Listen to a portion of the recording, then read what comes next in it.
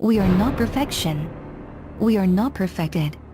Just like the lower orders of the animal world, who cannot use vocal language as a way of communicating with each other, thus, are regarded as docile and unintelligent creatures. We are also regarded as animals by a higher order of beings who are invisible to many of the human inhabitants of this world. We do not need to understand the reasons that our awareness of these beings is sadly lacking. All we need to understand is they are there.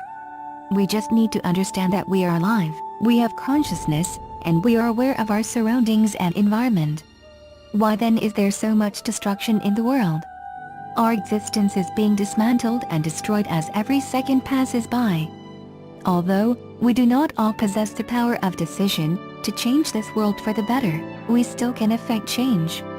Ever since your early education, you have been taught to listen, learn, and obey, so that one day you will become a contributing member of society. It appears that no matter how hard you strive to maintain a good standard of life, the baseline of that standard is slowly moved out of your reach. The evolution to your existence takes shape when you try to maintain the same standards of living, always seemingly to outpace your earning potential. You were not created to chase after daydreams, which our so-called leaders have invented for us. You were designed in the image of your Creator, the Supreme Builder.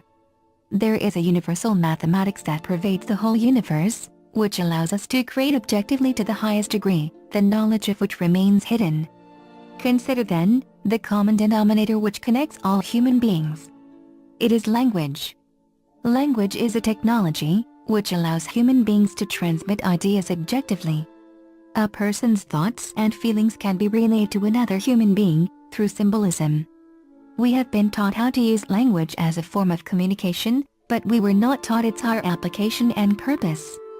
This knowledge has been withheld from us on purpose. Language is comprised of words, and if you can consider that wars are started by words, contracts sealed and completed by words, a hand in marriage is given by words, you can see how influential language and words is to our lives. It is as if we are trapped, controlled and directed by our very own words. The application of a word was clearly outlined in chapter 1 verse 1 in the book of John in the New Testament of the Bible. To quote, "In the beginning was the Word, and the Word was with God, and the Word was God." Unquote. It is clear then, that a word has divine power, and the being that can utter a word, is divinely blessed. Now you know the power embedded and encoded in you. Go forward and build a sanctuary of positivity and joy. As long as you have a tongue and can speak, the power of the word cannot be taken away from you.